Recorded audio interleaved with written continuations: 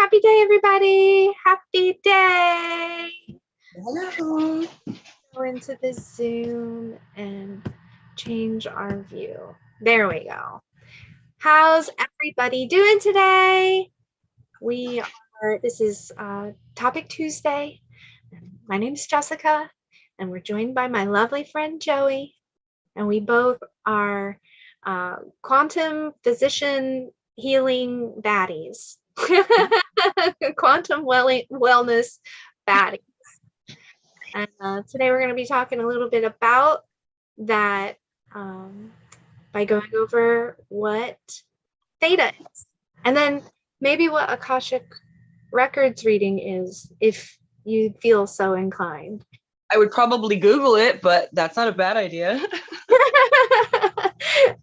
I would have, I figure out how to do this. Like, I would have thought about that before, but I just thought of it now. Like, that's something else we can talk about. Okay. That works. So how are you doing today, Joey? You know, I'm doing pretty good, I have to say. I've got some sunshine and a puppy. And a beautiful, wonderful puppy. My lovely friend Jessica. Okay, I'm trying to figure out what my screen is doing right now. I think this is what I've got. Well, you were switching your view. How'd that go? Let's see. I mean, it looks fine. I can tell on the video on YouTube. Okay, cool. All right, awesome. Yeah. So yeah, and puppy is outside, right? Actually, he's right here. He's gonna grow up on YouTube. Look at the baby. Oh. Oh, he might be just tired enough that he might nap. Oh, would you? Would you please nap? Just right here with me. Oh, did he just lay down on your lap? Yeah, he might chill. We'll see. So jealous. So I'm living vicariously through you. I don't blame you. I don't blame you. Oh my gosh. Honestly, when I don't have a dog in my life, I basically am like, can I steal your dog for a while? Come on. Yeah. Just go home just for a little while. Come on. I just need my dog fix. I never thought of like borrowing stuff. Yeah, totally pet sit. I do pet sit for my friend Angela. Oh God, why does my computer keep doing this weird fucking thing? Okay. I'm just gonna stop messing with it. She has a labradoodle named Ollie, and he is like a mini pony. Oh. He is so cute and so sweet.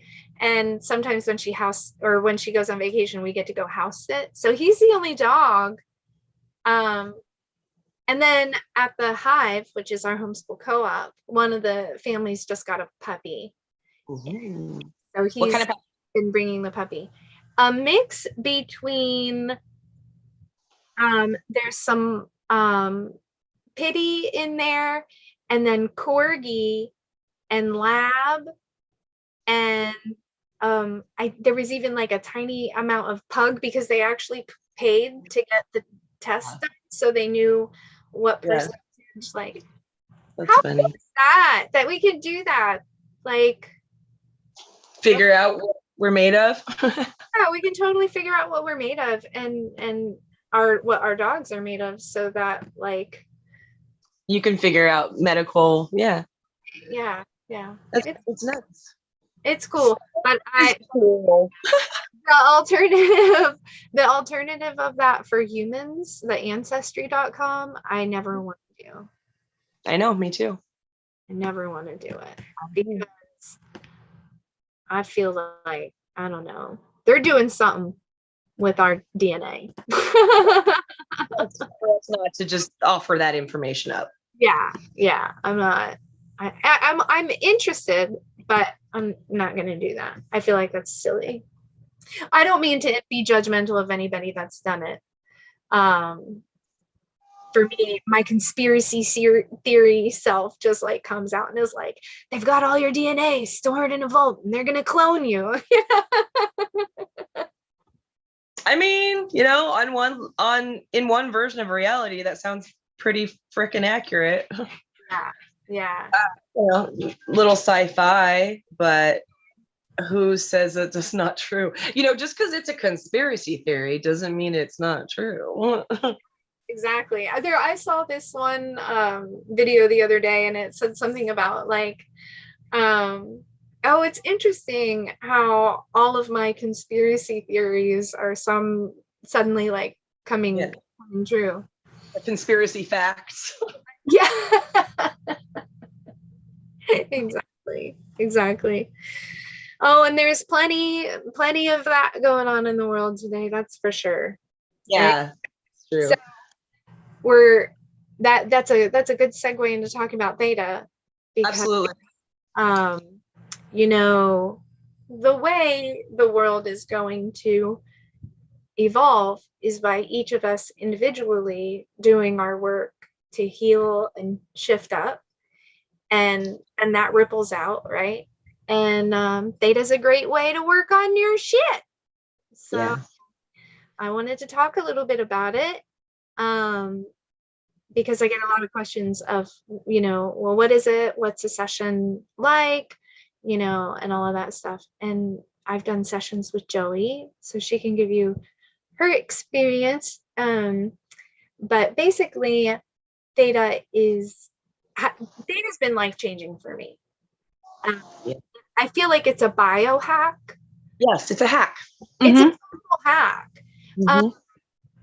it's like it's been miraculous. I ended up getting into Theta because my life was a I'm train. gonna go let a cat in, but I Uh, can hear you. okay, yeah. My life was an absolute train wreck, and to the point where people had started questioning if I had been cursed, and that I needed to find like some kind of healer to work through the curses and all of that stuff. Even my family had thought, like, are we cursed? Because it had just been one thing after the other after the other. And so I found the wonderful, beautiful, amazing Michelle Orwick in Orlando. You should absolutely go follow her right now. Um, Her school is the Odyssey Institute of Magical Arts, I want to say. Um, and she's this just wonderful goddess, this just bright, beautiful, just glowing goddess of a woman. And she tells me, okay, we're going to do this Theta, and I'm going to lift the programs out. I'm going to list the programs, lift it out, and then I'm going to download new programs. And I remember being like, right, okay. Sure, why not? I was just like, be open. Like, I'm a skeptic at heart for everything. But I was like, come on, be open. And then she did the thing, and I was like, okay, well, I just made all of that up, like that was just playing with my imagination, but okay, thanks. And then I went out into my life, and I saw that it's just this very subtle shift of like, it was easier to take action, instead of being stagnant. Like, I saw suddenly a situation differently. Like, something didn't have as much charge to me. Like, it was just these perfect little hacks so that I could get myself up into the next level. Like, all these perfect little healings and all these like perfect places. And then she removed some entities and helped me remove the curse, and like my life changed. And then she came to me and she was like, she said that her guides had told her that I am supposed to do this work, and so she was going to give me the education to do it, right? She was gonna, And even then, I still remember being like so skeptical that like I could do what she had done. And then, are they playing? Yes. That's more than the big one. She doesn't wanna, but well, no choice. You're playing with me now. really. But like I remember being in class learning about it and just still feeling really skeptical about it. But as I've continued to use Theta on myself and to work with other clients, like I do see it's very interesting. For some people, it's really tiny little shifts.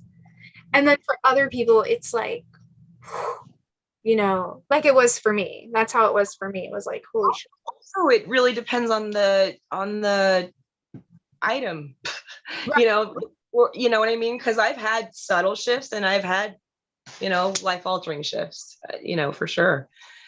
So I really, it depends on the item and it depends on, Yeah, like that makes sense. how deep is it? How often is it reinforced? Yes, because that's the thing. We can pull a program, Yes. but if the life is like it can re-download it or reprogram. And so yeah, some programs are just like really deep. Some of them, they're under all these other programs, and so sometimes it's like it takes back a layer, but then there's like more. And so Exactly. Yeah, that's that feeling, like it's subtle, but it for me it almost feels like when you start interacting in the realm of the thing that you were working on, all of a sudden it feels like an overlay has been released, like some sort of net has fallen away. yeah, it just makes everything easier, just a little bit easier. Like, it helped me. It helped me kind of like step into my power seat, first of all, which with all of my sessions with everything, I'm realizing that us being in the power seat is like the thing. If we are not in our power seat, then energetically, then everything else is going to be a mess. Like, so I've been really noticing, like working on power things, easier, a little bit easier. Just get what are they doing? Just being really cute. Oh, One's being really annoyed. oh, I wish I could say it. I wish I could come and watch them play. Yeah, it is. It's cute. It's cute. Yeah. Rock's super not into it, but she's being nice. How old is she? 12? 14. 14. Yeah. Oh. Pretty severe osteoarthritis in her back knees. Mm-hmm. So her her back legs just kind of fall out from under her sometimes. Yeah. And getting up and down is really hard. So, but she's Black Lab Border Collie. So hurting another dog, she's a herder, so she's all about bossing this one around. So loving it, So yeah, it's kind of funny. I wonder if like Theta can be done on a dog or an Right. Nice. That would be really interesting. Here's my BB kitty. Oh, what's Kitty's name? This is Ruby. Ruby. She's so pretty. She looks like you're holding a shadow. Yeah, I know. She's where all the light just goes away. She's so cute though. She's a sweetheart. That's funny. She just had to make an appearance. Hi. She's like so dark, and then you see those little glowing, like it's like floating glowing eyes, especially because you have a black shirt on and a dark couch. Part of it. Yeah. That's awesome. She wants to play with the dog, but she knows the dog can't play the way she wants to. And he basically just wants to bite at her because that's how puppies play, you know? And she's like, yeah, no. Yeah. She's got mixed feelings, but she definitely likes the puppy. She just also has to move very slowly. Right. It'll be interesting to watch their relationship develop as like he gets older and has more awareness, and he's already doing so good at being, at interacting with him really purposefully. And I think that she'll just get better and better. I'm really proud of her. I think she definitely misses having like someone to cuddle with, because Roxy is not a cuddler. Pet politics. It's weird. Yeah, it's weird. I know my cats, they got some sort of something going on. I don't get it. It's weird.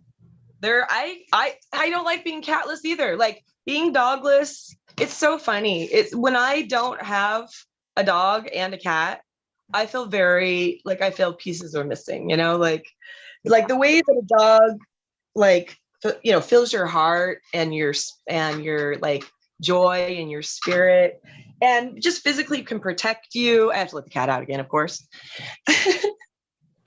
And then the way a cat bosses you around. Right. Like they totally have us trained, and then we think that they're like, totally, they're the ones that were taken care of. Like they totally have it twisted. They're in charge. They definitely like sort of protect and activate like a part of my spirit that like a dog just isn't quite that piece usually. Yeah, it's really different. It is. It's interesting. Yeah. I had a rat, and she was so amazing, and she basically felt like a forever kitten for me. Aww. And yeah, she was really sweet and smart, and I got her when I was healing from the wreck, because when I got her, so I had a lot of time to spend with her. And you really aren't supposed to get a rat by themselves, but she got so much attention. And then she also really loved Roxy, the dog. Roxy was like not into it, but she really wanted to cuddle with Roxy. And then she actually really liked the cat. And at that point we had a cat named Shady, and he liked her okay, but he kind of couldn't handle like how much she looked like prey. So he had to kind of like step away after a while. Mm-hmm. But she was so dang cool that when we finally got another cat, we got a kitten. Mm-hmm. Played with the kitten, trained the kitten to like play with her. And she was always a smaller kitten anyway, so it was really a really good little match. But I have videos of my rat and my kitten just playing. And the kitten would fall in the rat cage and hang out in there with her. And yeah, it was pretty amazing. That's awesome. That's precious. Oh my God. I felt like I had like somebody that wanted to do it with me. I'd probably have a damn zoo of animals, I swear. Me too. Like I've got yeah. Me too. When I get property, like I want an island cow, I want some pigs. Like I don't know if we could do Theta on animals. I think that would be really lovely. I was thinking about it, like it would be interesting, because obviously I can't talk to it and find out, but like if it was possible to observe behaviors and interactions and intuit how the cat would feel, I do wonder if like, I don't know. I mean, it basically, it all goes to like, can you hypnotize a cat? Because ultimately at the end of the day, that's what Theta is. Like Theta and BQH, they're forms of hypnosis. They're non-conventional forms of hypnosis. And so, and with Theta, what it's about is understanding that when something has been witnessed, it has been manifested. Yeah. My job as the Theta healer is to hold the space, facilitate, and then get the brain up into the Theta brainwave, which they call like the God wave. It's where we go when we meditate. It's where we go the first 7 years of our lives. And we're sponges in that brainwave. And then, you know, being able to get your brain up into that. I don't know if cats can do that. I don't know if dogs can do that. Like that would be so interesting to experiment with. Well, I think you'd really have to kind of like enter into like you have these protocols, but you'd have to really enter into just the energetics of it. Yeah, totally. And like, I mean, that ends up happening in sessions with humans, you know what I mean? Like really, my favorite sessions are when like the intuition is like really anchored into the communication, like the nonverbal, like the spirit communication. I had a session yesterday. Okay, so Theta, yes. So Theta is hypnosis, but we can reprogram the subconscious.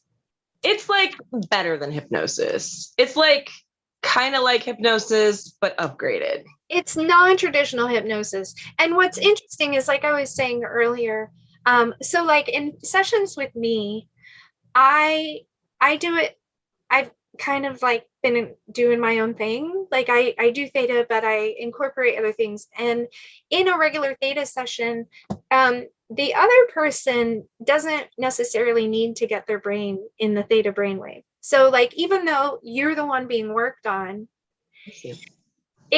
I find it more powerful when we're both in it, seeing things, which is why I describe everything in the session, right?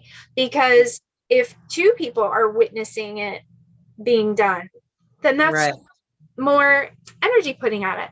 But in a regular Theta session, like the Theta healer would typically, we would dig and find out what the beliefs are and what we want to shift, and then they'll say a very short like meditation out loud.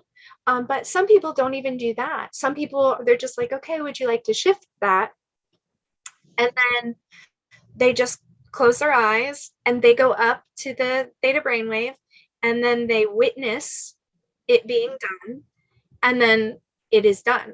So it's this blend of like spiritual energy work along with hypnosis. So it's not just hypnosis. It's like, energetic hypnosis, I think, is like a good way to describe it. It's perfect sense. Because it's almost like you're using a bit of hypnosis as like a carrier wave or something. Yeah. And you're using that to do a program update. Yeah. It's really interesting. I find that fascinating, that in order for it to work, both people don't have to be in the same brainwave. It's just, I think it's so interesting. Yeah, it's so interesting to me. But in my sessions, I walk my clients through a pretty detailed guided meditation, and we go up to source. And then everything that I'm doing, I'm pulling this program, downloading this program, teaching this feeling, blah, blah, blah, blah. We'll go over specifics in a minute. But I'm saying everything out loud because I want the other person to be in the same space and know what I'm doing. And like, I don't know, I've experimented. I've done it where I didn't do that, and I've done it where I do that. And every time that I bring the other person with me, like really detailed, it's just more powerful. And the things we can work on in a Theta session are endless, but vows, some of us take vows before we come into this life for whatever reason. An example would be a vow of poverty or a vow of martyrdom. And so we can go in and mark these vows as complete. And the way you would really find out what vows or thoughts or beliefs are active is in a process called digging, which is, talking, but also doing muscle testing. So like you can muscle test your body for anything. It's like amazing. You can muscle test it for anything. It will tell you if you have a belief active or a vow active, or if you need to download feelings. So like if you say what safety feels like, you can like, and your body doesn't know what safety feels like, it'll tell you through the muscle testing, and we can download the vibration and feelings and all of that of safety, so that then that person can go out in their life and manifest a new based on safety being active, you know, because you can only create what you have active within you, right? And so if you don't have safety active in you, then anything you do is going to be kind of wonky. It's not going to be quite safe. It's not going to, like, it'll always kind of fall short. But then you activate the feeling and experience of safety, and then the person goes out and they start suddenly, you know, being able to put down boundaries and noticing who's makes them feel safe and who doesn't. And like, you know, it just starts this whole journey. And so we can download feelings. We can pull beliefs and pull programs, just like, and then download new beliefs and new programs. I know it sounds crazy, but it's true. Awesome. And then we can also, get rid of entities like earthbound spirits or other spirits. Everybody has spirits. If you think that you're like, I don't have any spirit, honey, everybody has spirits. Yeah. Everybody has spirits on. We pick them up when we're walking by. Did you happen to see what Teal Swan said about that at one point?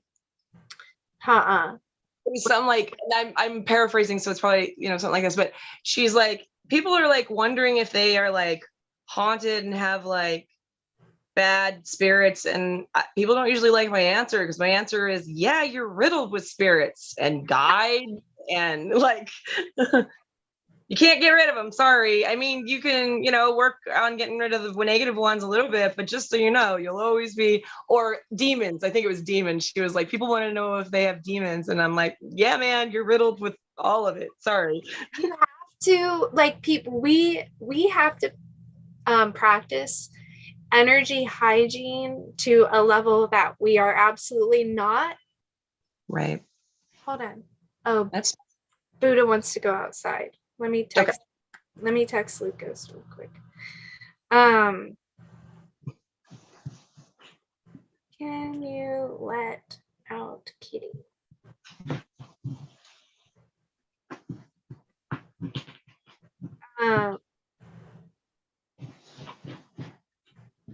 Oh, come on. Yeah. So now I lost track of what we were doing. Dang it, Buddha. What were we talking about, Joey? Man, what about Theta? What were we talking about? Yeah, about Theta. I don't know. ADHD moment got me. Absolutely. Well, and I probably could have totally been on track about what we were talking about, but then you asked, and I can't do it then. Put me on that. Shoot. Come here. It's like I was totally paying attention, but because you asked, now suddenly I'm in a panic. Yes. I absolutely cannot perform on the spot like that. So, like, one of the traumas that I'm actually working through right now is the trauma of, oh, that's something else that it can do. That's what we were talking about, what we can do with Theta. Ding, ding, ding. Yeah. One of the things is releasing and shifting shock and trauma that's trapped in the body. Because your brain, you may not remember something, your body sure as shit does. So we can lift and clear shock and trauma from the body. And just doing that has like been game changers, you know, for people, you know. But one of the traumas I'm working through is I have experienced something called dyscalculia. It's like dyslexia, but with math and numbers. And so my whole life, I was in like the special kids classes for math. And it blows my mind that nobody realized this, that like instead of them stopping and going, hey, maybe this girl has a learning disability, let's test her for it. No, we're just going to shame her for not applying enough focus or attention or energy or anything like that. Like there's no way. She looks okay on the outside, so everything must be okay on the inside too. She's just not applying herself. Like I'm applying myself 125% like every fucking day, all of the time. But my brain swaps things, and so I have a lot of trauma when it comes to like when you say like I can't perform on the spot. What comes up for me is back in my day, in math class, we would have math like relay, and there would be two people up at the board, and each would grab it like have a team behind them, and the teacher would call out a math problem, or like there would be a math problem on a little sheet, and you had to write it down as fast as you can and solve it as fast as you can so that you can go to the end of the line and the other kid can move forward and do the next question, and then you race to see who can do all of the math equations first. Horrifying. And I got to the board every fucking time and blanked because I was asked to solve a question quickly. Like I knew what the answer was. It wasn't that I didn't know what it was, but my brain would not retrieve the answer just because of the amount of pressure that I was feeling. But on the flip side of that, so like I couldn't perform because I was under too much pressure. But on the flip side, I thrive under pressure in other areas of my life. Yeah, I mean, scholastically was both for me. I mean, especially like public pressure, like in front of others, you know, being seen, right? That whole thing. Yeah. And then, but man, I pulled some amazing like papers out of my ass the night before.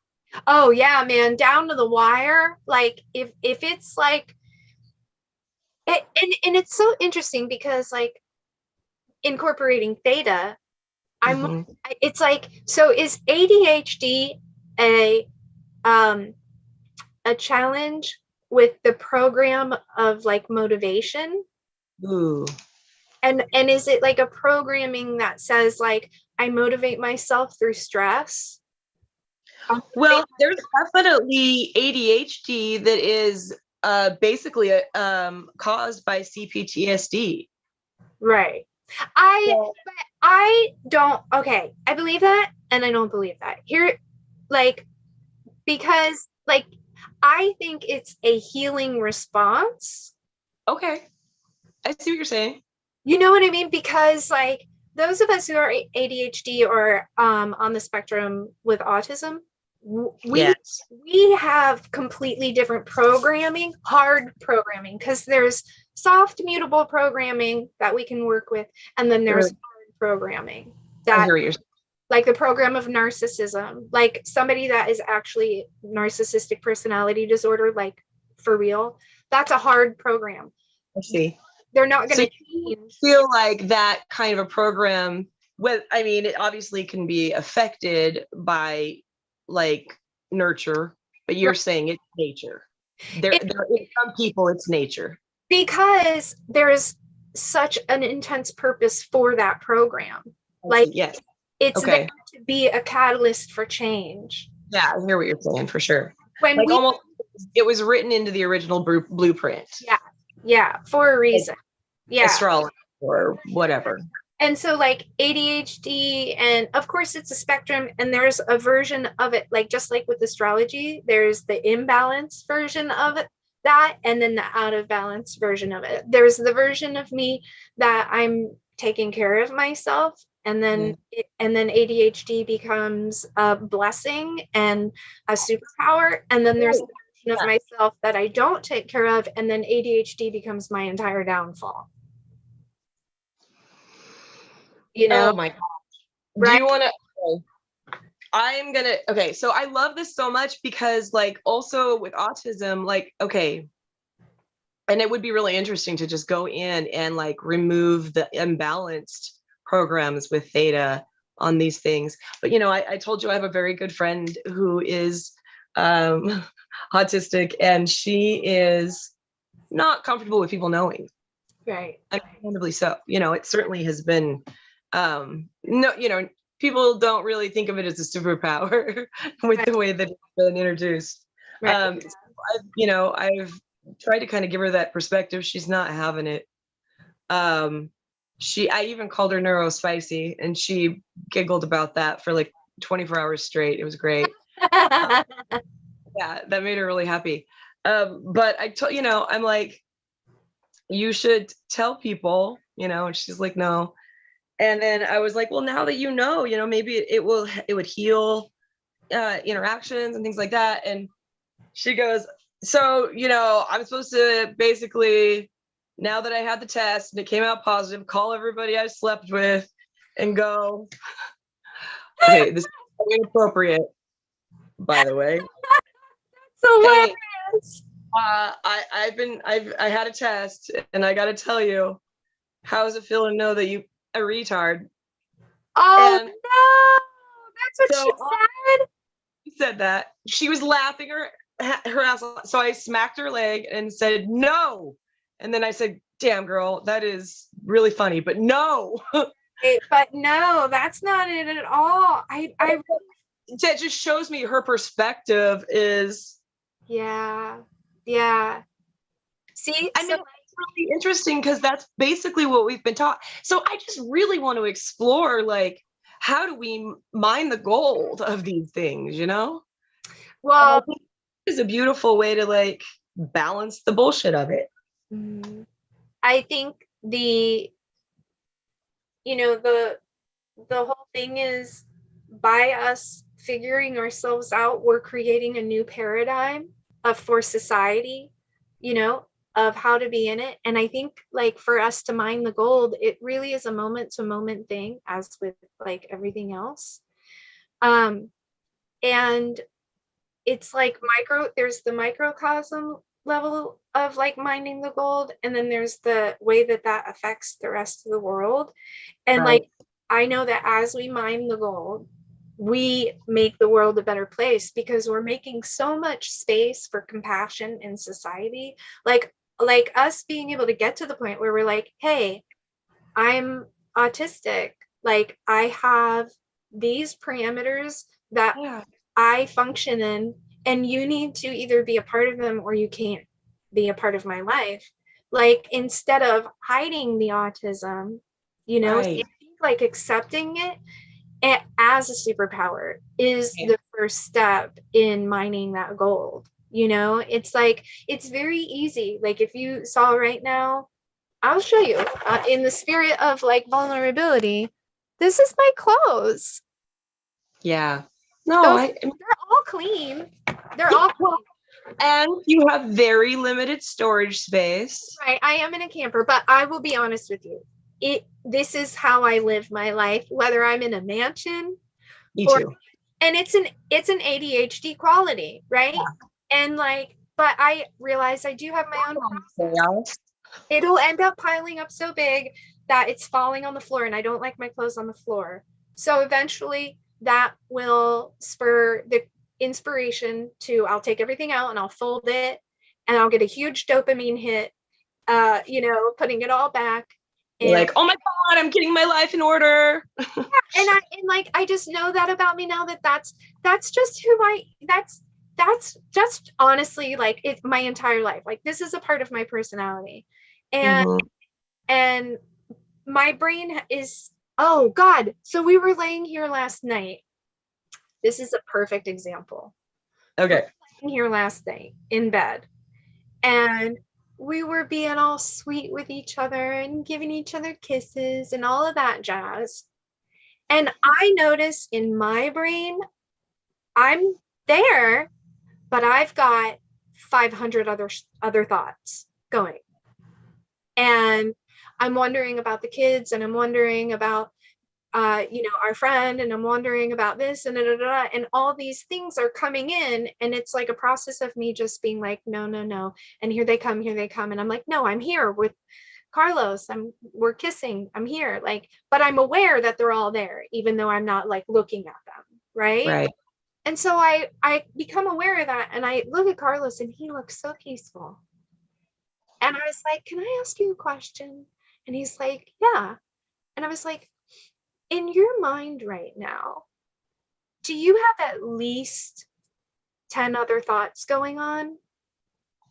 Or are you just like, or is it quiet in there? Do you have a, and he was like, no, I like, it's just me up here. And I was just like, that must be so nice. Like to not have like I have constant chatter. I've learned how to manage it so that it doesn't give me anxiety, you know. But like there are always 100 different thoughts going on, you know. Yeah. But it's not like that for everybody. Like Yeah. that is mind blowing to me. I can't imagine not having all the chatter. Internal dialogue. I saw, it was probably a meme, right? About like I don't know, I think it said something like 60% of people have internal dialogue. I do not remember the percentage. I remember But that. Right. the point is like, can you even imagine having no dialogue going on in your head? And What I mean, I really have a few personalities going on up there, you know, like they're all yeah, chiming in.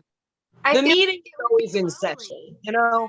It's like we're always sitting around that table debating stuff together. It's family meeting time all the time. Yeah, all the time. Family meeting time all the time. Yeah, but I love it. Like It's I nice. it's nice to fantasize about not having the constant chatter, but at the same time, like I'm never lonely. Yeah. I'm never Yeah. lonely because I'll just go in there and Yep. sit and like actually participate in the conversations that are happening. Right. I mean, it's really wise to do that because sometimes they're in there getting a little carried away, right? Like, Yeah, if we're not present, the toddler is at the wheel. yeah. And the town is on fire. Oh, Like, you know? you know, so but I don't think that with ADHD, like for example, you had said like if we could just shift the programs. I think that there is the shifting of programming from like the chaos version of ADHD or autism and the healthy version of ADHD autism. But I don't think there's reprogramming of I'm autistic and now I'm not autistic. Right. Mm-hmm. That program is like a non-mutable program because it is going to lead us to create our own reality, because all these ADHDers, what we're all slowly realizing is we can't work for other people Yeah. because our energy and our time and our special brain conversation like it does, and our serious like need for justice and like continuity and all the sensitivity, we don't, when we're working for other people, a lot of times we're not going to be very happy. Yeah. And then we end up taking drugs so that we can fit in that life, when Right. really what we're supposed to be doing is going, okay, what are my needs? Like, Yeah. how can I meet my own need? And creating a world where it can be a gift, Yeah. where it can be acceptable to live in the moment and not have it looked at as like um, you know, people being wild, like live in the moment, choose things in the moment based on how you're feeling, knowing that that's leading you to your highest self instead of somebody else looking at somebody going, you can't stay focused, you can't be on one thing, you're all over the place. It's like, no, I'm not all over the place. I'm being divinely guided. And I learn a little here and I learn a little here and then I learn a little here and then I learn a little here. And then eventually I get to this one point where I'm like, oh, well, because I did all of this random bouncing around, now suddenly I have this skill to do this big thing that I didn't even know I wanted to do back then. True. But I can only discover that if there's freedom in my in my awareness, like in my life, for me to do that without being judged, without being criticized, without being shamed, you know. And so like creating and like I have found success, my own success, in because my guides told me like ADHD is a superpower. You are here to create the new reality. The reason you're so miserable is because you're in resistance to the fact that you came here to create a new reality. So like just step into what creating a new reality would look like and do the do the thing. And then so I was like, okay, I'll experiment, as with everything else. I'll experiment. What does my life look like if I choose to believe that I am divinely guided? Oh, hold on. Okay.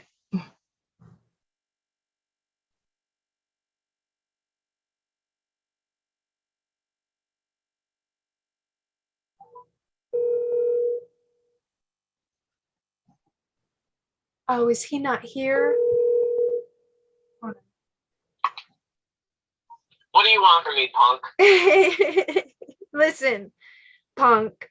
I think the kitties are outside fighting. I think Princess is fighting something outside. Can you go look? Yep, I'm gone. Thank you. Love you. Punk. What a punk. By the way, you're on live with all of YouTube. By the way, he's such a punk. He's was it out there? That orange one. Yeah, that fucking that stray. Dang it. He's so mean. Yeah, that happened. Ooh, see, I wonder if we could do Theta on somehow on like the mean kitties and make them nice. Well, like make it not mess with our world. Feedback devices. Like, have you ever heard of Healy? Yeah, I think I have. So I bought Heelys and I used Heelys, and sometimes I still use them in my environment, in my sessions, but not as much anymore because it became an easy way to do the thing, like a training wheel, instead of actually doing the energy work to do the thing. So I don't use it very much anymore, but it's very effective because it balance. You hook it up, and you can hook it up to your animals as well, and it reads like what is going on with them with their chakras and their aura and what emotional behavior programs they need balancing and like all of this stuff. And we did it once on the cats and it really seemed to help. So like I do believe that there's some space for that to like really develop. That would be so cool to be able to Theta.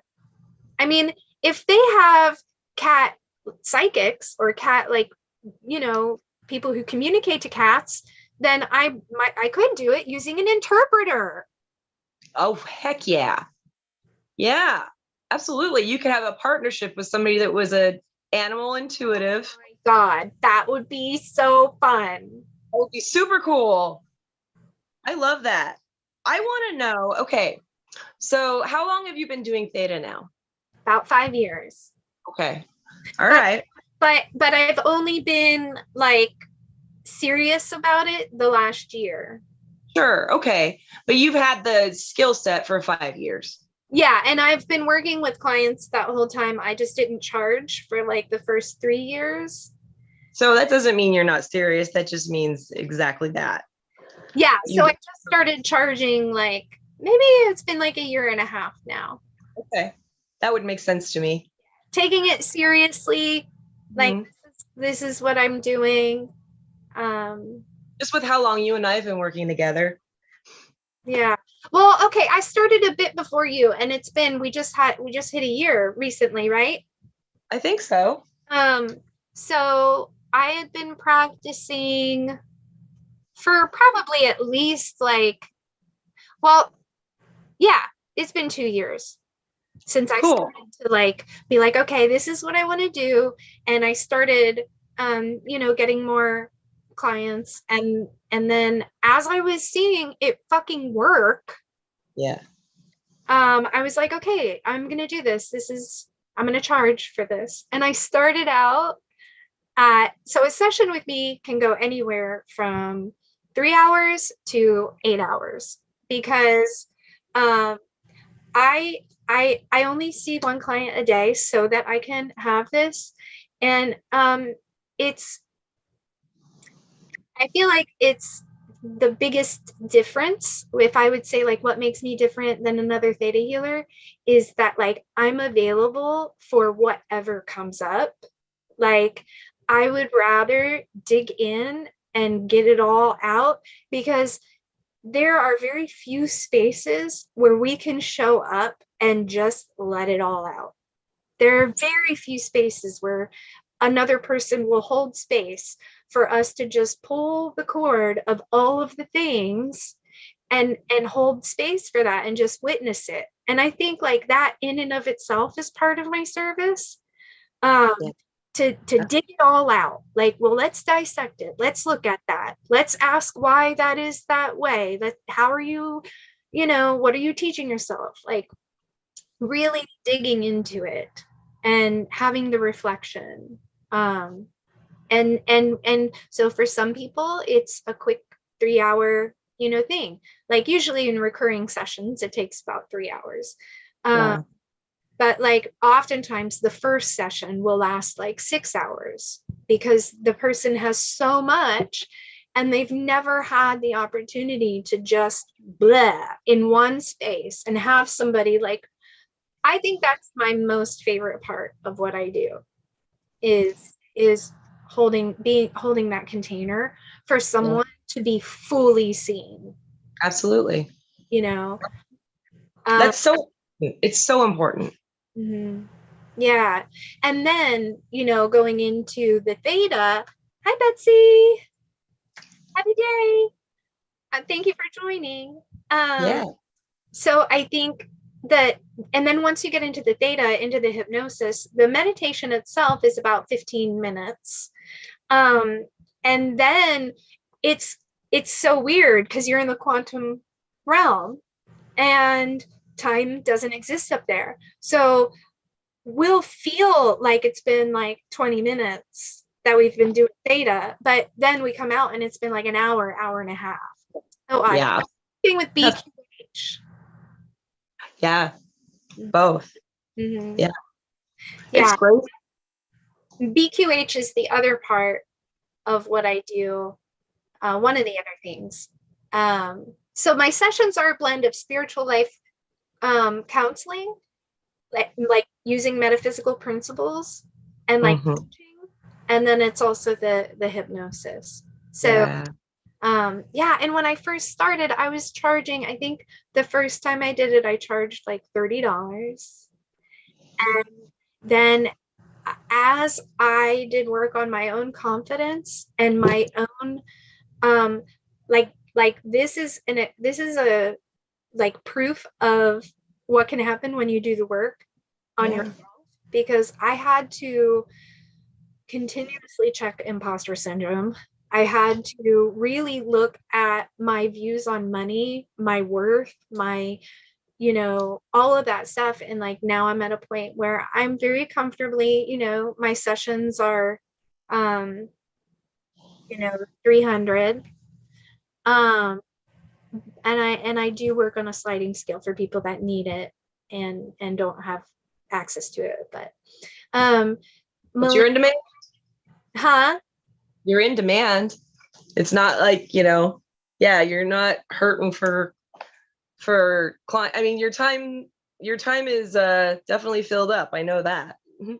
Yeah. Right now I'm booked at least 2 weeks out, all the time, which is amazing. And all of the people have been referrals. Like it's just been, it's just like, it is like next to being a mom, doing the theta and the spirit, like this is what motivates me to be alive right now. I love it. I'm so grateful that I get to do what I do, that I get to go into these spaces, this really deep, dark, tender, painful spaces with people. And like, I get to witness people healing and working. I get to witness people working with God. Like, what? That's what I do. Like, that's what I do. Like, I hold container and I get to watch people like manifest miracles for themselves. And it's so humbling. And just like, it blows my mind. I just love it so much. And it makes all of my life and all the bullshit that I've been through, because I lean on all of that, for education, and experience, like it makes all of it make sense and feel worth it. It's like, oh, okay, that's why I had to go through all of that stuff, so that I could go into the depths of this pain with people and hold space, because you can only hold as much space for someone else as you've held for yourself. Absolutely. And so it had to happen with me first. But Melinda, okay. Space for yourself. What's that? The amount of space you've had to hold for yourself is so immense. Yeah. Which it's just so beautiful, and the fact that you share it so freely. However, it really, Jessica, it gives me the ability to just be so candid with you, and be so open, and those things are very just necessary. I have to be able to be authentic to get to a real place where I can really heal. Yeah. And authenticity, it allows that to happen. So I really appreciate that. Thank you. I appreciate you saying that. I feel like authenticity is the most, like, integrity and authenticity are the most important things to me. Yes. So that makes me feel really good, that, because sometimes it's, like, there are other healers or professionals who would say not to be so candid about it. You know what I mean? Like, that it messes up your professional image. I mean, I think that's really a big part of the current, like medical counseling field, right? That's a huge part of it, is to really keep yourself very separate. However, I really feel like we're, missing an opportunity to truly connect with a human in that way. Yeah. And how much can you expect if you can't really connect? I mean, there's a reason for humans connecting with one another. Like, go with it. It's just a waste of time if you're trying to do this healing work and hash out stuff, if you can't connect with the person that Absolutely is walking you through it. Like, and I, a lot of how I coach is through, like, okay, this is what happened to me and this is how I got through it. Like, and this is what that looks like. It's just an example. Like, I don't have any, I mean, there are lots of things that I could be very embarrassed about sharing, but ultimately it also makes the other person see that they're not alone. Yep. And I think that's really important too, is like, I've been to counseling sessions where I have felt judged, and maybe the counselor wasn't judging me at all, and they have had experience, but they didn't share it with me. You know what I mean? Like, so I don't like the hierarchy thing that happens either in counseling. Like we're two intelligent people coming together and when it's like they say, like, give a healing, get a healing. Like, I'm also healing. Yes. And that was funny. I was talking to Carlos about some stuff that I'm personally working through right now, and how I'm witnessing me block myself. Right. And he was like, you mean, he's like, so that still happens for you? And I'm like, yeah. And he's like, you're human? Like, you're not. And I'm like, yeah, dude. And yeah. Like, yeah. It comes in waves, you know, it comes in like big waves of, you know, when to work through things, and then there's a break, you know. Melinda asked, I want to comment. Yeah, I like that question. I'm super curious. What do you got to say? What do you Yeah, got to say?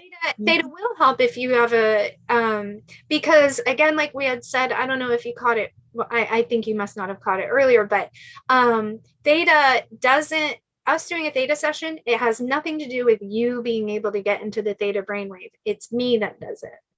And that's what I think the really interesting thing about Theta is I can't work on people who are not able to get their own brain into a hypnotic state, a theta wave, because it's like having a surrogate kind of.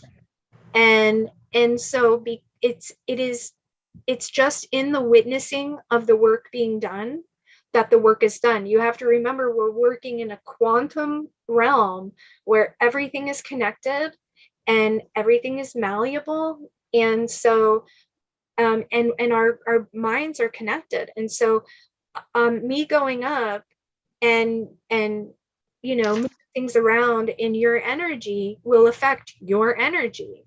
It's just we haven't been taught that. Like, we haven't been taught that that's the amount of power that we yield. But like, this is why it's really important not to talk negatively about people behind their back, because our minds are connected. And if enough people are talking about someone behind their back or talking negative about somebody, it'll start to affect other people's perception of that person, even if they don't know them and they're not involved. Like, there's been psychological experiments done where they've taken groups of people and like separated them and had like taken like a stock of what do you feel about all of these people, you know, just like give us your idea of what your interpretations of this person are, and like, you know, have people that all feel fine towards each other, and then they'll start like not in front of the other people but like starting rumors.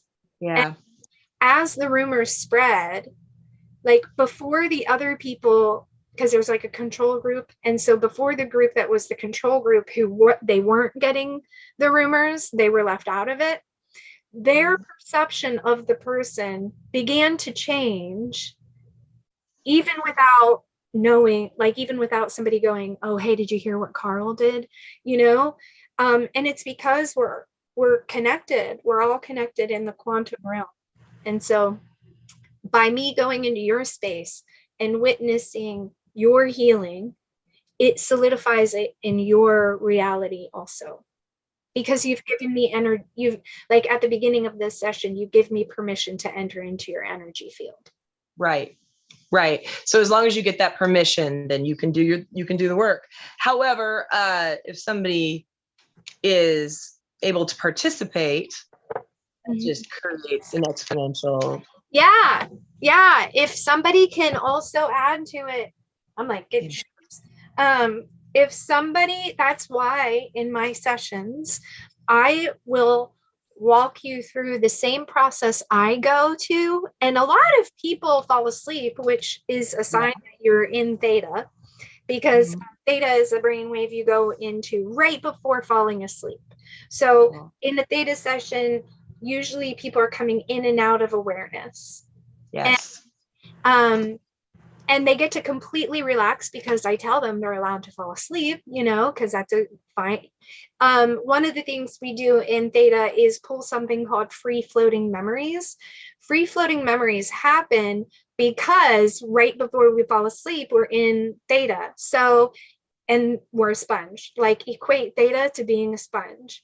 And so if I'm falling asleep and I'm listening to a YouTube podcast, somebody is talking about some belief or something like that, some interpretation of some belief or whatever, because I'm in theta, my brain will just go, oh, that's mine now. I believe that now.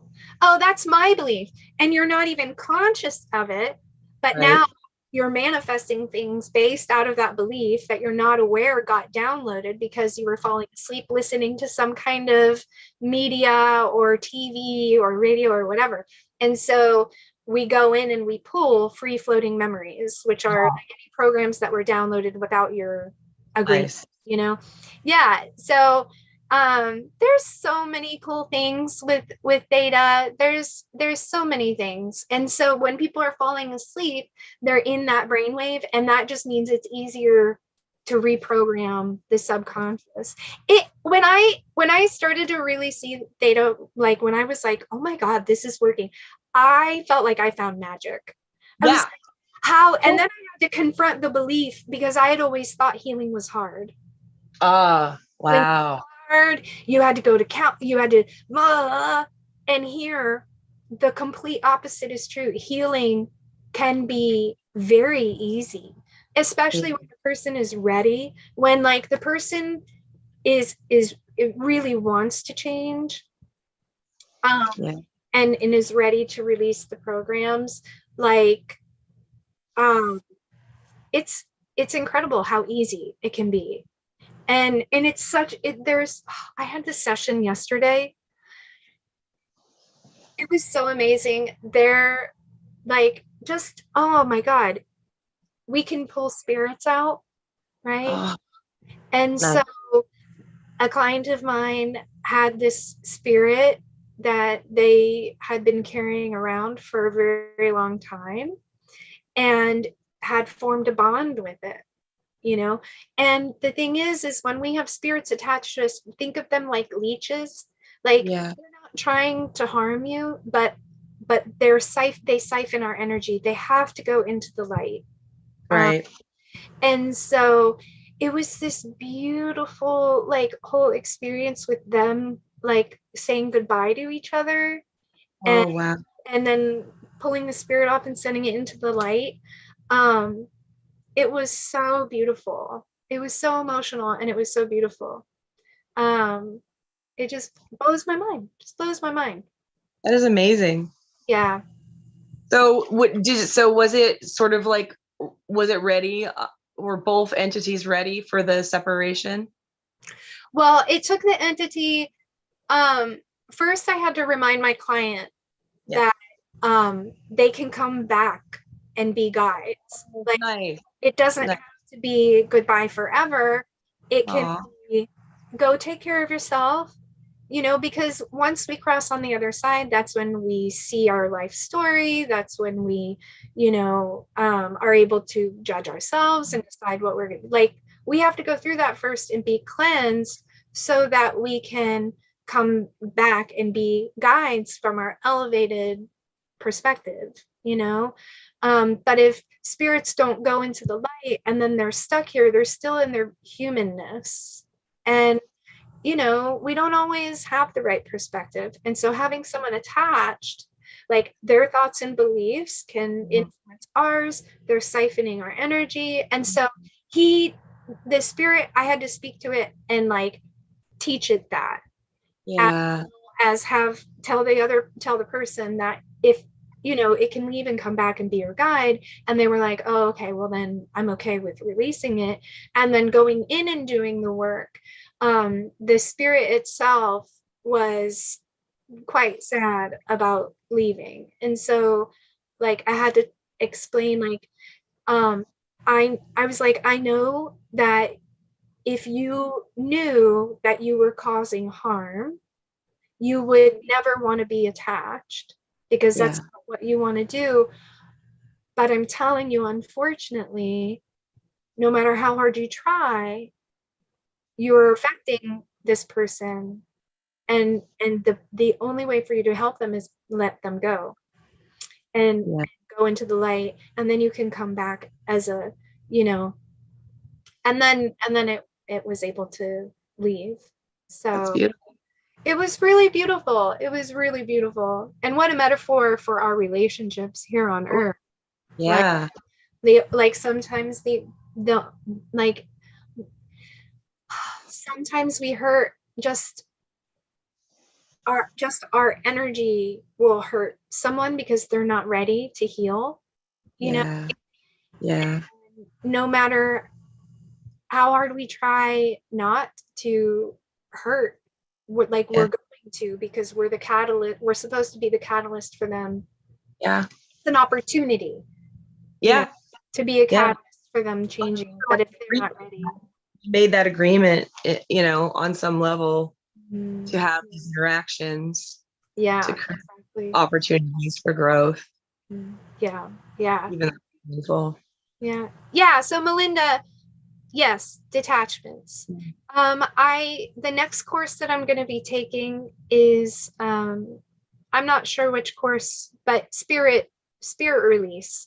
Um, in Theta, we really go over releasing attachments, and I've seen all kinds of wild things, like extraterrestrial, even. You know, sometimes it's not a spirit or a, Mhm. a I don't want to say demon, because demons are very specific. Like Yeah. there's a whole spectrum of And like entities. Yeah, yeah, yeah. yeah. Um, but like this one person, I so very clearly saw it looked like a caterpillar, but a gigantic caterpillar. Like it was so bizarre. And then after getting that off, like sometimes all the person needs is spirit work, you know? Yeah. So there's so many aspects to the theta process that are just so incredibly helpful. I Um, want to know, do you use it on yourself on a consistent basis? Okay. What is it Constantly. like? Is it you like basically sitting down and it looks like maybe you're just sitting down to meditate for a half hour or something, or what does that look like? It used to look like that, and it can look like that, but Okay. I've done it for so long that I can do it while I'm Fly. yeah, like while I'm doing something, I'll catch it's like I have this ability to, and I actually just learned that this isn't necessarily like a positive thing to be able to do, but I think it is. Like um somebody would call it depersonalization. But to Oh. me, I have the ability to remove myself from myself and watch me. Um and as I'm watching me, I'm observing, like, what am I doing? What Right. what am I doing? And then when I see myself doing something that, or I feel that I've done something that is like, I'll just get, I'm so in tune with my body. It starts with the body. I'm trying to think of like how I do my process, and it really all starts with the body. As soon as I notice that I'm thinking something that's making me feel tightness or tension or sadness or pain or fear, I immediately go into grounding myself. Am I here? Am I feeling pain, sadness, sorrow because of what's actually happening in my now? Or am I responding to my brain being in the ghetto, thinking about that time that my mom said that mean thing? And I Mm-hmm. and it's just coming up to be healed, right? So that's why it's popping up, because it's like time to heal it. But I have to be conscious about healing it, or else it just tortures me. And so Right. that's usually when I'm like, oh, okay, what's going on? What was I thinking? What was I believing? Is that true? Yeah. How do I know that's true? Who would I be without that thought? What would I need to change in my behavior so that I could be without that thought? What, and then like what do I believe like about the situation? And then I'll I just see myself like light coming into my, and I'm like, all right, we're pulling this and we're pulling this and we're pulling this. I release this, and then I'm downloading this, and then I see what I want to bring in come in, and it works. It Nice. works. It works. Yeah, it's super cool. It is the it is the foundation of my growth and change. And like Carlos and I were having a little celebration last night Nice. for my growth. Um he's just like, because I was like, babe, I did it. Like I am my own boss. I live in Yep. an intentional community based on Well, the gift economy. I work for myself. I'm doing a job I love doing, and I'm making consistent money doing something I love doing because I followed my guidance and, did all the weird shit. And I'm here, and like the big thing was like I'm making money in a way that feels really good for me. And Carlos goes, "Yeah, and you didn't even have to take your clothes off." And there was a part of me that was like, why do you have to say that? Right. But he was like, no, like, just that's a complete 180 from who you were. Like, the only way you saw yourself as a way to make money, like, the only value you thought you had was you taking your clothes off. Because I was a dancer and I did all the, cam work and stuff like that. And he was like, this is a complete 180. Like, this is huge. And I was just like, it is it's one of the first times that I've made money in a way that feels in alignment with my integrity, other than working with kids. Like, I used to love working with kids, but like as an adult, do like this is the thing that feels so freaking good. And it took so much to get here, and I'm just so absolutely grateful to like be here. And I've gotten here because I'm constantly doing theta work on myself. yes, I love that. I Yeah. love that you can do that too. And then I wonder, like, so you've gotten so good at doing it so quickly. It, is that something like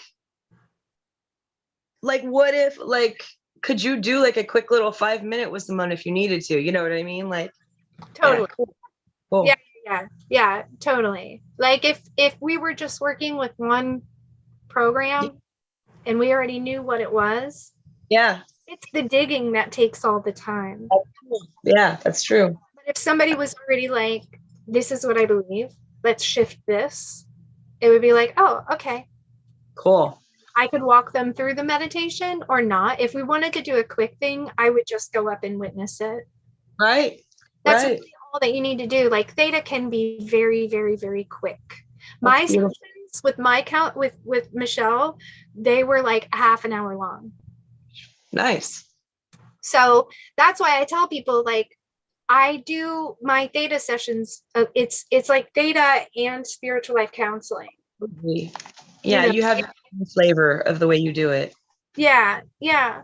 which is love. I love it, and the people I work with love it. And I Yeah. think there's, like I said, I think offering space for people to like get it all out and see what they're looking at, like, because a lot of us are external processors, and Oh, we don't absolutely. even realize that we need to speak all of this stuff. And as soon as we speak it, then we can go, oh yeah, that's not right, but we have to like have a space where we can get it all out. And I do want to, talking about, I just want to be honest, like, and clear with me doing my own theta work. I would like to find someone that does what I do the way I do it. Um, Ah, because it can be very helpful to work with somebody's objective perspective, because although I am doing that with myself, mhm.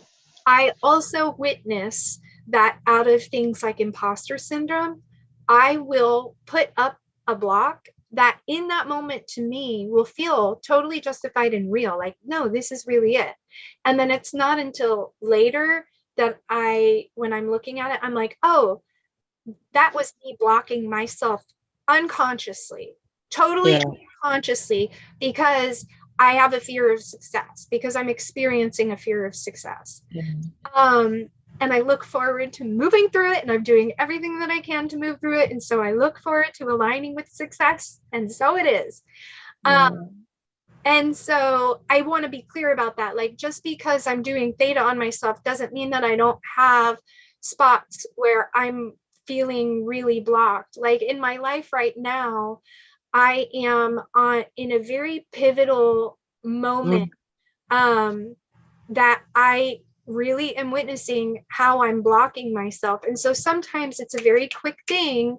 And then sometimes, just like with other clients, it takes hours. Sometimes it takes hours for me too, because I need to really look at like, for example, I'll just, be clear about what it is.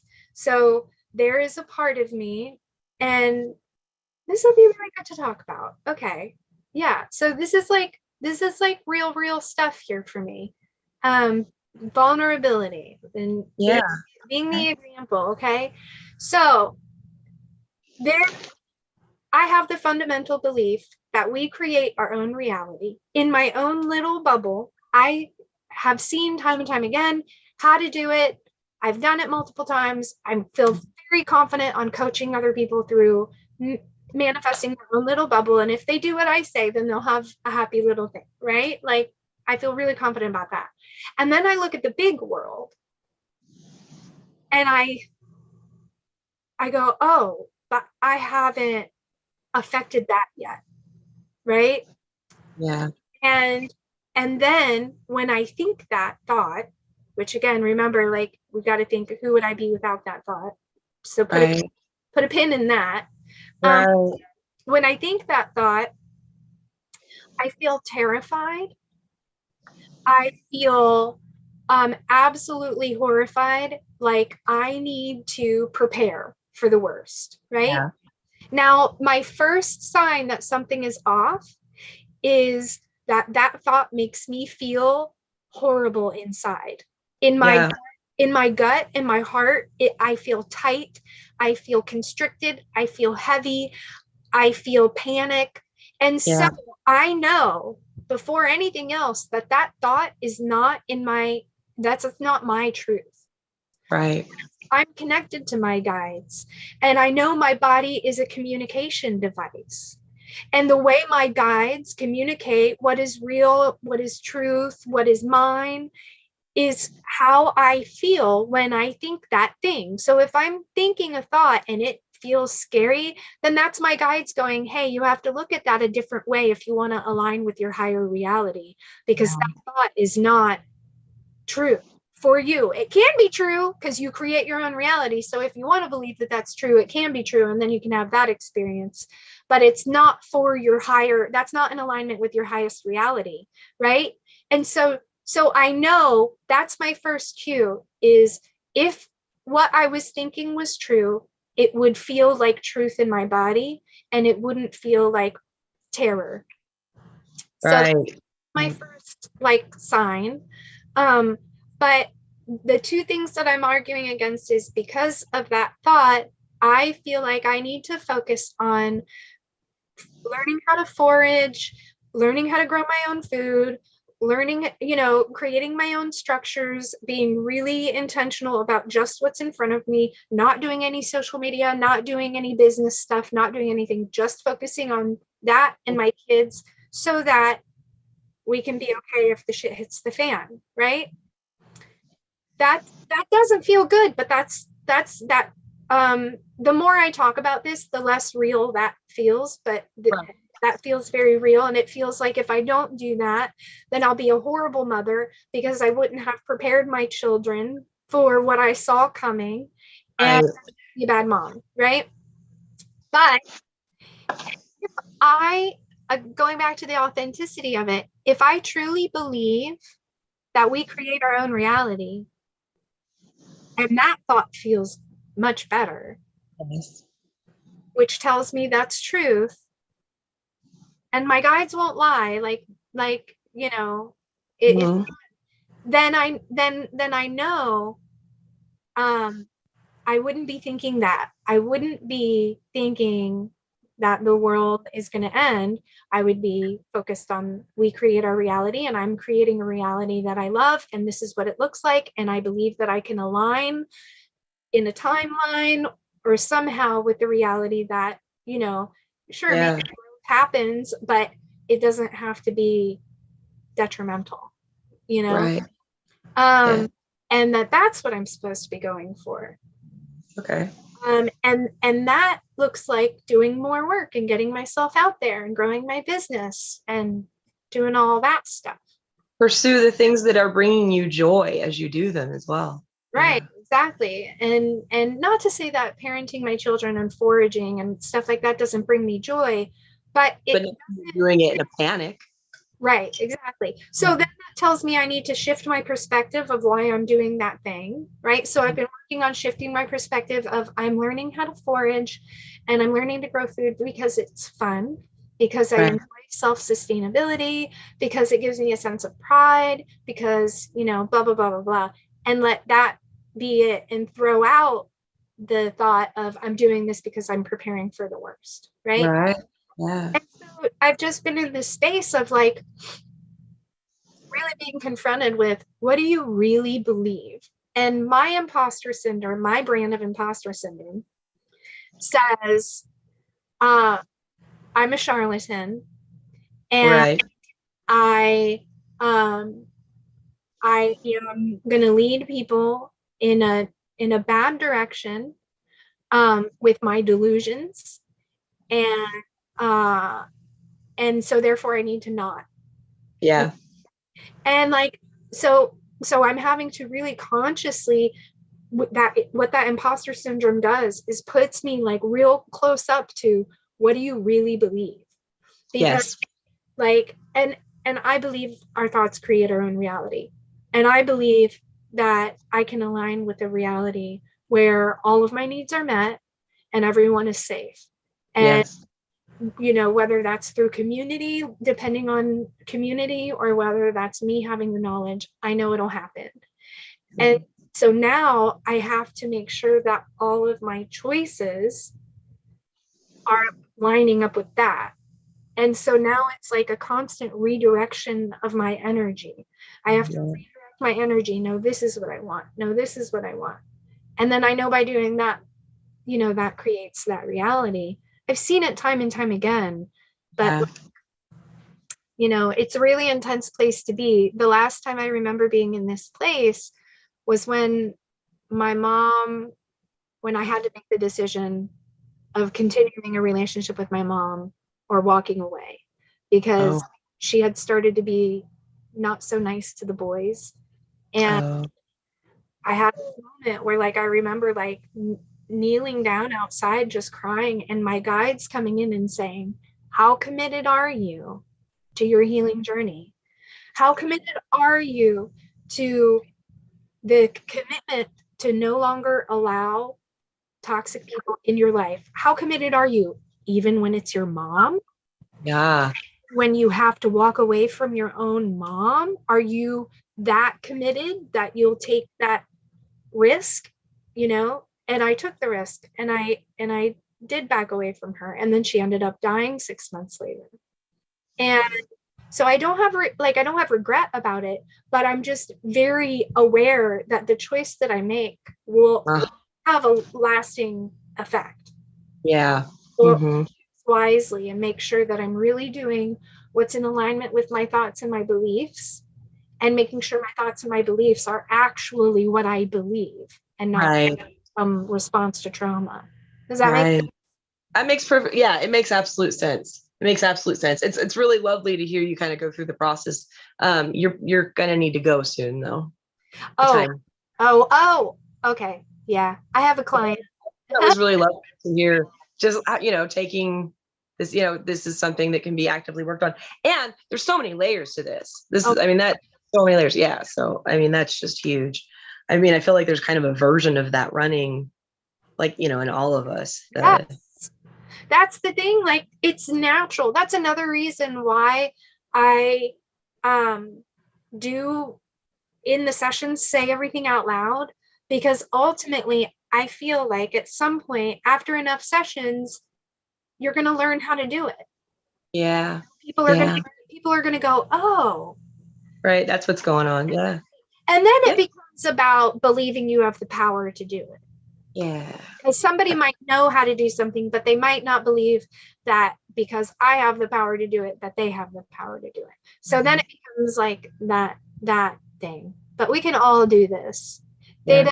Theta is not, it's like not hard, and it's so hard in all the weird ways, because you have to, first of all, become comfortable with commanding God to do things, which for a lot of people is like, you don't command God.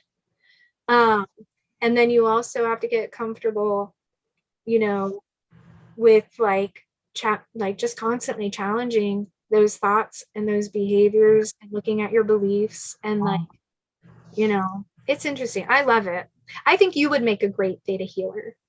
It sounds, honestly, just for the self application, it sounds great.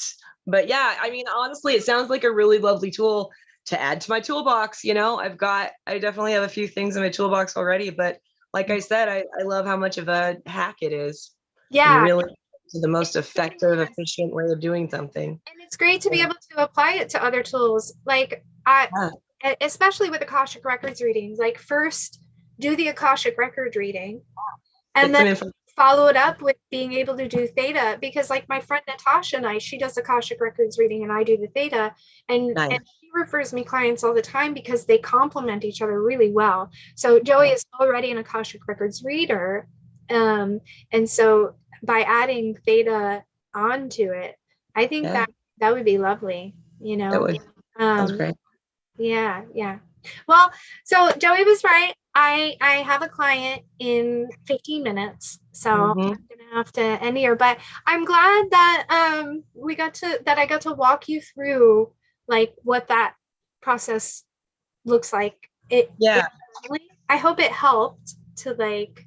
That's a lot of juicy. Yeah, there was a lot of juicy information just about how it works. Yeah, it's really. I got to learn a lot more. I've been through so many of them. I got to tell you, I'm super excited for the one I've got coming up on Thursday. Yes, me too. No, it's Wednesday, tomorrow. Oh, it's tomorrow. I'm even more excited. I'm excited too. Yay! All right, babe. I will see you. We'll get off of here, and thank you. Yeah. Just 1 second, because Betsy asked, do I teach theta healing? No, I do not teach. I would have to go for more classes to become a teacher. But if you look up Michelle Orwick, Orwick, she's in Orlando. You'll know her. She's got like beautiful golden white hair, and she's like the palest beauty. Like she's a goddess. When you see her, you'll know it's her.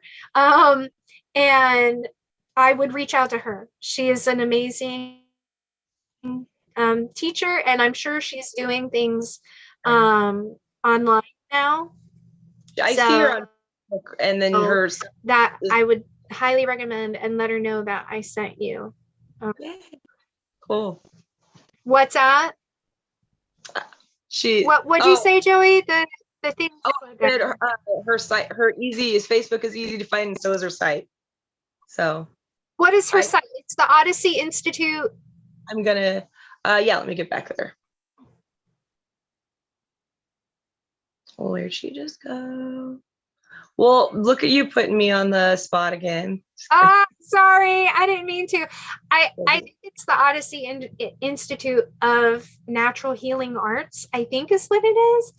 But anyway, if you look for her on YouTube, she's on YouTube too. She is who I would recommend, because she's beautiful and she's a very good teacher, and she'll challenge you in all the right ways.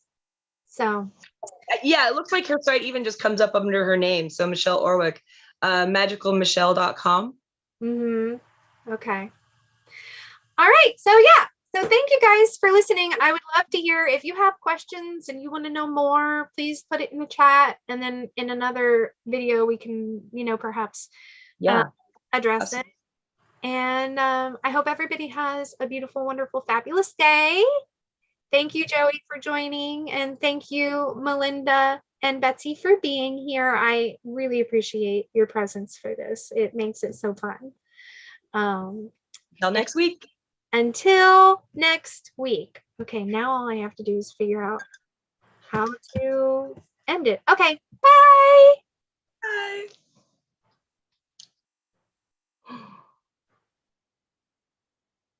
Gotta wait until I see the confirmation. I don't know if it, okay. I never know when to end it because I'm still watching the behind the scenes on YouTube and it's lagging. So Yeah. we just said goodbye. There we go. Okay.